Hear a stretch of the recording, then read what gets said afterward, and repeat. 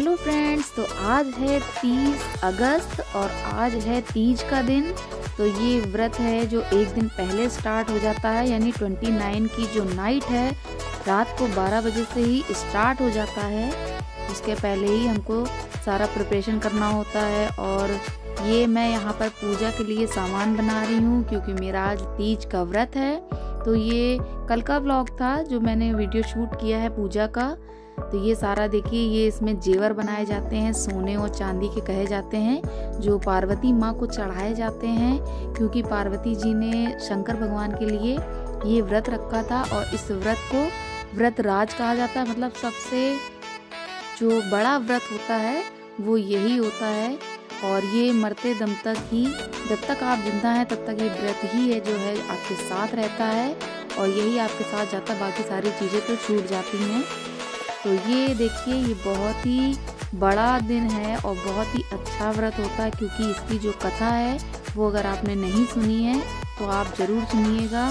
और बहुत ही अच्छा व्रत रहता है और निर्जला रहना पड़ता है, इसमें अन्न और जल को त्यागना पड़ता है जब तक आप व्रत का पूरी अच्छे तरीके से पारण नहीं कर देते। और इसमें मिट्टी की जो मूर्ति होती है, आप चाहें तो अगर बनाना आता हो तो आप बना सकते हैं, नहीं तो अब ये मार्केट में ऐसे मिलने लगी है। और श्रृंगार का जो भी सामान आपके पास आपको मिल जाए, जो कुछ भी हो श्रद्धा अनुसार आप चढ़ा सकते हैं। और ये छोटे छोटे कपड़ों के कतरन चढ़ाए जाते हैं जिसे वस्त्र कहते हैं। और इनका एक एक जो टुकड़ा है अपनी साड़ी के या फिर दुपट्टे के जो पल्ला होता है उसमें बांधा जाता है। प्रसाद के बाद इसको प्रसाद की तरह दिया जाता है। और कुंवारी लड़कियां, सुहागन लड़कियां सभी इस व्रत को करती हैं, जितने भी रहती हैं। और ये शादी के पहले से लेके आखिरी तक, अंत तक ये व्रत रखा जाता है। व्रत राज इस व्रत को कहा गया है क्योंकि ये भोलेनाथ का सबसे महत्वपूर्ण और बहुत ही बड़ा व्रत है। बाकी सारे व्रत भी होते, तो ये मैंने देखिए सारा ये जो प्रसाद है वो बना कर रख लिया है। जो जितने भी सीज़न के फल होते हैं, केला है, अमरूद है, अंगूर है और खीरा है, नींबू है, धतूरा है, जो भोलेनाथ को बहुत ही ज़्यादा पसंद है। तो ये देखिए फूल माला चढ़ा देंगे। और जो भी आपके पास चीज़ें मिल जाएं, आप उन चीज़ों से, उन सामग्री से उनको चढ़ाएं। और शिव जी को बेलपत्र बहुत अति प्रिय है। इनमें कहते हैं कि भोले बाबा बेलपत्र में वास करते हैं, तो ये ज़रूर चढ़ाएं। और जो कुछ भी सामग्री आपके पास हो श्रृंगार की और चढ़ाने वाला सामान, तो मैंने कुछ मिठाइयाँ ली हैं, बेलपत्र लिया है, फूल लिया है, धतूरा लिया है, चरणामृत बनाया है। और चढ़ाने के लिए हमारे यहाँ वो जो अठवाई उसको बोला जाता है, जो 7 जोड़ी चढ़ती हैं। हर जो भी पूजा होती है हम हिंदुओं में, हर पूजा में वो 7 जोड़ी 14 ये ज़रूर चढ़ाई जाती हैं, इसलिए ये मैंने बनाई थी। और बेसन से ये बने हुए देखिए जेवर होते हैं जो पार्वती जी के लिए बनाए जाते हैं। इसे कहते हैं नौलखा हार और बिछिए, अंगूठी, जो कुछ भी रहता है ये सारे ऐसे बनाए जाते हैं। और ये भी मैं पार्वती जी को चढ़ा दे रही हूँ। ये मैंने गंगा जल रख लिया और दिए की तैयारी करेंगे। ये मैंने घी का दिया रखा हुआ है, इसमें घी डाल देंगे जिससे ये काफ़ी देर तक अच्छे से जलता रहे। और धूप बत्ती तैयार कर लेंगे। तो ये सारी सामग्री जो है ये पूजा की हैं। उसके बाद कथा जो है आप चाहें तो खुद पढ़ सकते हैं या फिर आप चाहें तो पंडित को भी बुला सकते हैं। मैं शुरू से अपने घर में ही कर रही हूँ, इसलिए कथा मैं ही पढ़ती हूँ। अब पार्वती जी को सिंदूर चढ़ाएंगे। और देखिए मैंने लाइट वाइट लगा कर अच्छे से तैयार किया है। ये पूरा देखने में बहुत सुंदर लग रहा था। और केले के पत्तों से मैंने मंडप बनाया है। तो आज जिस दिन व्रत होता है उस दिन शाम को ये पूजा की जाती है। इसके बाद जो इसका पारण होता है वो दूसरे दिन सुबह बहुत ही जल्दी 4 बजे या 4:30 बजे उठकर नहा धोकर, और इसके बाद ये पूजा की जाती है। फिर से हम आरती करेंगे सवेरे उठकर। अभी ये शाम वाली पूजा हो रही है, इसमें कथा पढ़ी जाती है। उसके बाद रात भर आपको जगना होता है, कीर्तन करिए, नहीं तो उसमें सोया नहीं जाता है। और बहुत ही अच्छा व्रत है ये, सभी लोग रहते हैं, कहते हैं बहुत ही सौभाग्यशाली होते हैं जो ये व्रत करते हैं क्योंकि महादेव की कृपा उनके ऊपर बरसती है, देवी माँ की कृपा उनके ऊपर बरसती है।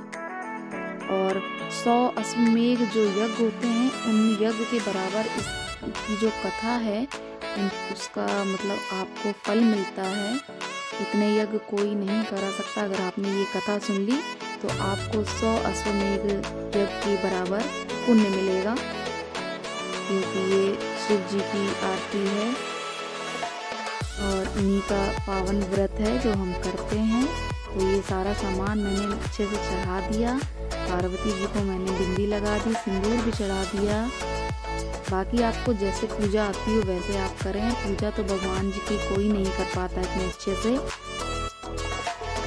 तो सारी चीज़ें देखिए मैंने चढ़ा दी। इसके बाद अब मैं कथा पढ़ने जा रही हूँ। कथा पढ़ना चालू करेंगे।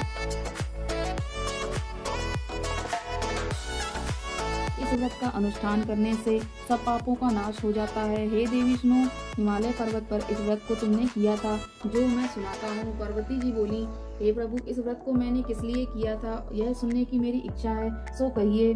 शंकर जी बोले, आर्यावर्त हिमाचल नामक एक पर्वत है जहाँ अनेक प्रकार की भूमि अनेक प्रकार के वृक्षों से सुशोभित है, जिन पर अनेक प्रकार के पक्षीगण रहते हैं, अनेक प्रकार के मृग आदि जहाँ निचरण करते हैं, जहाँ देवता गंधर्वों सहित किंकर आदि सिद्धजन रहते हैं। गंधर्वगण प्रश्नकर्ता पूर्वक गान करते हैं। पहाड़ों के शिखर कंचन मणि वैदुर्भ आदि से सुशोभित है। वह गिरिराज आकाश को अपना मित्र जानकर अपने शिखर रूपी हाथों से छूता रहता है, जो सदैव से बर्फ से ढका हुआ है। गंगा के जल की कर तप करती रही। तुम्हारे कष्ट को देखकर तुम्हारे पिता को चिंता हुई। वे चिंतातुर हो सोचने लगे कि मैं इस कन्या का किसके साथ वरण करूं। तब इस पर देव योग से ब्रह्मा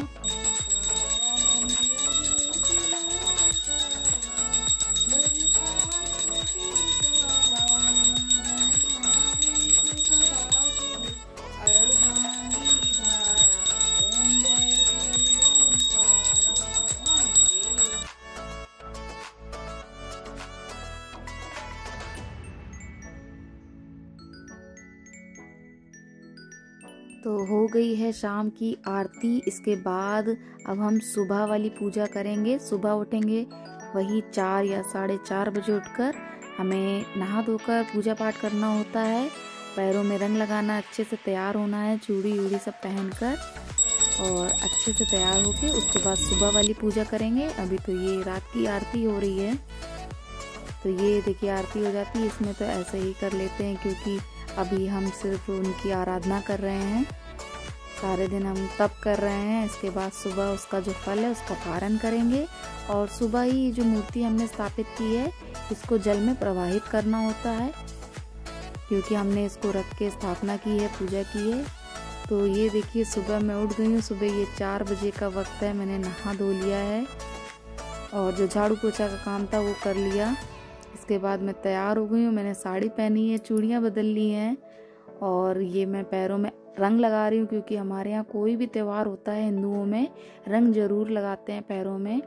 ये निशानी होती है सौभाग्यवती स्त्रियों की। तो ये देखिए पूरे पैरों में अच्छे से रंग लगा रहे हैं।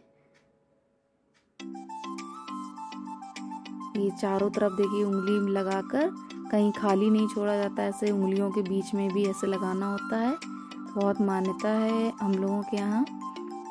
पूजा पाठ में रंग जरूर लगाना हो, कोई भी शुभ काम होगा तो उसमें जो लेडीज़ हैं वो रंग जरूर लगाती हैं। इसे महावर बोलते हैं।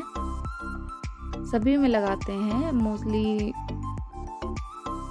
ऐसे कोई है नहीं जो मतलब रंग नहीं जिनमें नहीं लगाया जाता है। तो ये लग गया देखिए रंग। और ये सुबह का मैं टाइम है, मैं पूजा करने जा रही हूँ। बहुत धीरे मैं बोल रही थी क्योंकि सब लोग सो रहे थे। और ये मेरी सुबह की पूजा हो गई है। अब मैं अपना फास्ट जो है वो खोलूँगी। इसके बाद मिलते हैं अब आपसे अगले वीडियो में।